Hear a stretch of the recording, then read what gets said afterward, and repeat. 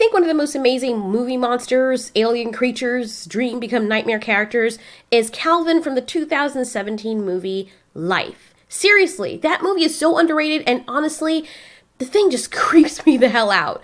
I have so much respect for that creature. I honestly, to this day, cannot believe that more people aren't talking about this movie. I saw it a long time ago, and I think it deserves to be up there on the pedestal with like Cloverfield and Godzilla and whatever else.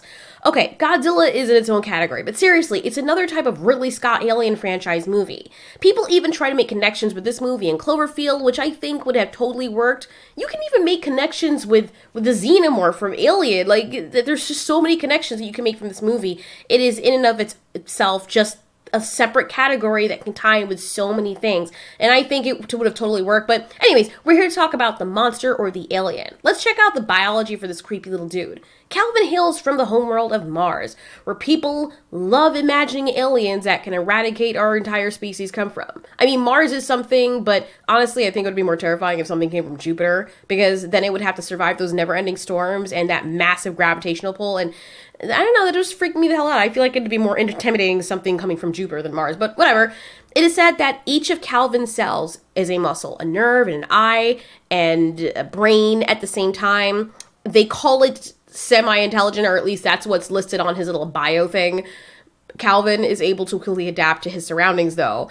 I don't know, but watching this movie, it didn't seem semi-intelligent to me. It seemed as though it was more intelligent than most of the crew, and you can tell because it successfully had those poor suckers thinking it was not as intelligent as it actually was. I mean, the thing could use tools while it was in a state being as flat as paper. Let's give credit where it's due. Calvin lived on Mars and dominated the Martian soil, and it is possible that his species, or whatever the frick these things are, actually dominated Mars before they lost their atmosphere and they just went to a state of hibernation. At least that's what they were saying in the movie. But when the crew found him, he was in a state of hibernation, as I just said, and according to the crew, he was a sample of dormant organic tissue. After they woke him up, things escalated really quickly, at least in a good way at first. Let's just say it got ramped up from can I take you out to eat to date, rape, drug in an instant. It didn't take long for Calvin to start his journey to eating everyone out. I'm serious, I don't mean that as a joke. He really slides up inside people and devours them from the inside out. The more he eats is the more he grows, and even the more intelligent he becomes. Let's go back a notch, because there's a reason why in these movies you should root for the alien and not for the people. Imagine you're in your hibernated state as a piece of dormant tissue, and some other alien comes and abducts you to their mothership and then starts poking at you and then electrocuting you. Like, what the hell? What would you do, dude? Just imagine it from Calvin's point of view. You're sleeping in your red Martian sand, having passed out after watching your latest sitcom on Martian Soil Network, and then these big-ass things take you to their ship, and you don't wholly know what's going on, but then you fall back asleep again thinking it was all a dream, you met these alien gods, and then you wake up to a series of electric freaking shocks. That guy was asking to have his hand broken, because when you find new alien life, one of the first steps in protocol is to fucking light them up with a healthy dose of electricity. This is why it would be bad if aliens came to our planet. It's not that we would have to be really afraid of the aliens themselves, but because we're so stupid that we would prompt them to kill us on a principle. Now, I can't totally blame the guy because he's like, well, I was just trying to give him life, and as far as he knows, you know, well,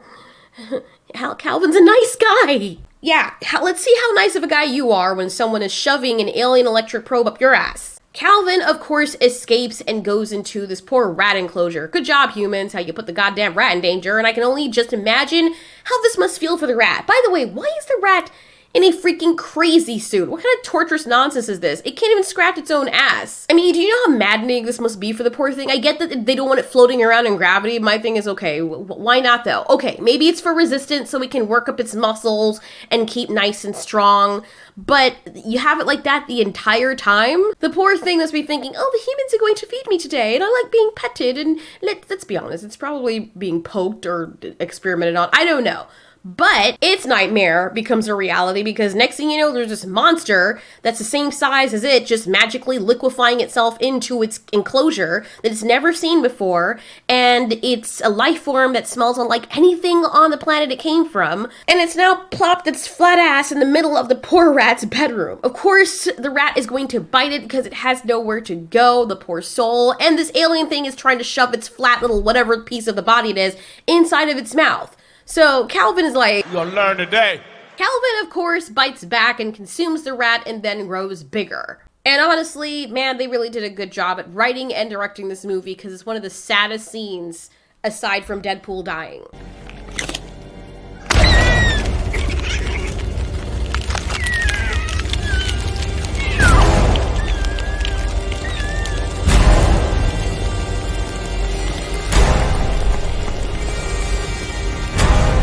Oh, the everlasting horror.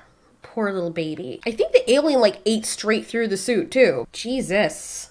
Well, as you know, Wade Wilson tries to go in and save the day and gets eaten out. God almighty, was that scene freaking heartbreaking. They really did a great job with this movie. This movie's so freaking amazing. He manages to get his friend out, the one with his arm flopping down, which they didn't do a great job on. They missed that part because the arm's not supposed to flop like gravity's pulling on it extra well when there's no gravity in that room. But, you know, whatever. Guy's floating, but his arm flops like gravity's pulling on it. But Hugh is rescued by his friend Wade Wilson / Deadpool. Unfortunately, the thing tries to use an opportunity with the door open to get out. They cannot let that thing get out, so they leave it in there with Rory, and Rory becomes stuck. Wade Wilson. This is where the whole kill it with fire thing comes into play. Now, the oxygen lamp hurts it, but the freaking flamethrower does not.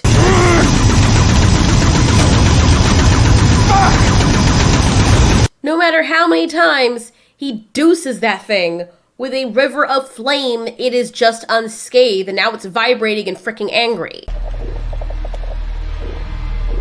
And that's when, of course, Calvin enters his mouth and devours his insides before emerging like triple the size he was before. Every time he eats stuff, he grows bigger and bigger like the freaking thing. It tries to kill people when it's out in space. We find out that it can survive for quite a while without oxygen and in the vacuum of space without any protective suit, of course. It's stealthy and apparently has a good anesthetic ability to not let people realize when it's feeding on their freaking legs. It's so powerful that it can crack reinforced glass. And then, of course, he becomes even more intelligent. Maybe when he eats the brains of his prey, he gets the intelligence to understand when somebody is steering a space pod in a certain direction and to stop them so that they can steer it back into the direction he wants it to go. Long and short of it is, most of the crew ends up dying at Calvin's hands / tentacles or arms or whatnot. The failsafe was for Earth to be like, nope, we realize that that thing is dangerous. We don't want it here.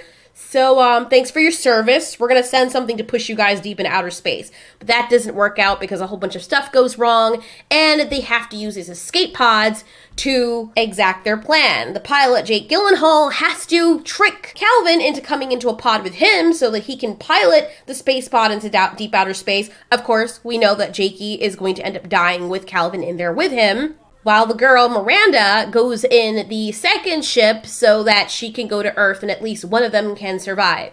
As you know, in these movies, the pods get mixed up, and Calvin prevents Jake Gyllenhaal from going to deep outer space and instead allows him to be steered into the direction of Earth, the one place where they don't want Calvin to end up. Meanwhile, poor Miranda is in the pod that's spiraling out of control because there's conveniently a system failure, and she is alive, screaming her daylights out because she's now floating deep into outer space, spinning out of control. So you can not only die from losing oxygen, but you die from spinning constantly, not being able to stop. There's no thrust, there's nothing, and Calvin built a web over Jake Gyllenhaal's body. I don't know why he didn't eat him. I don't know what was the purpose of that. But now the poor Vietnamese people are like, oh, let's save the astronaut just fell from outer space.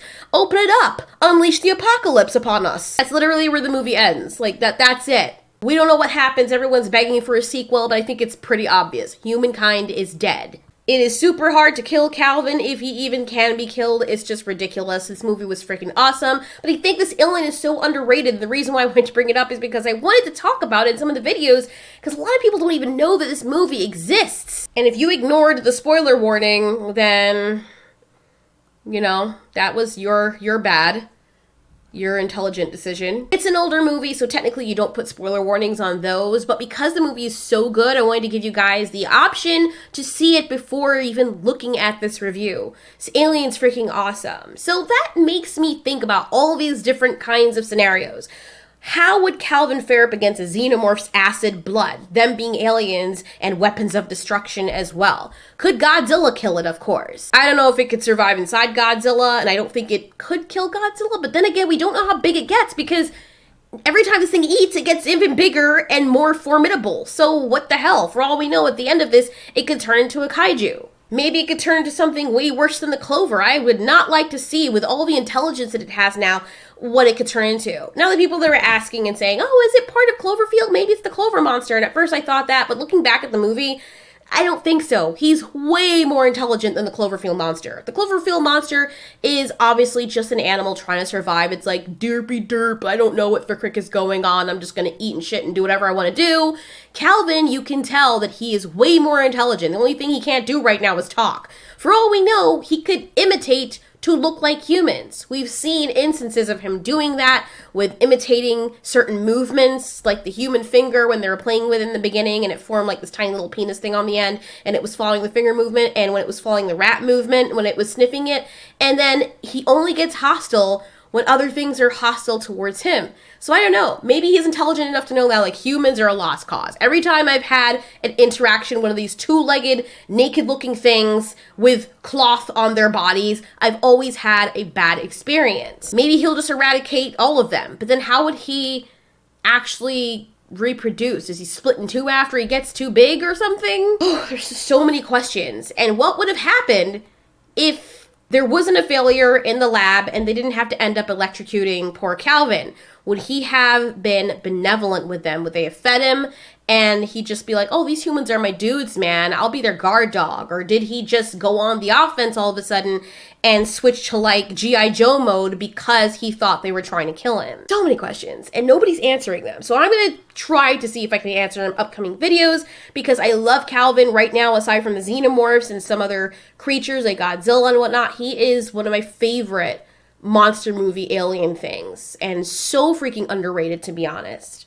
I want a sequel, but I feel like it's too holy to be tainted by a sequel if it's not going to stand up to the glory of the first one. I know that sounds worship-like, but it's true. This movie was so good. Anyways, thanks so much for watching. This has been Ultiori. You ask, we answer.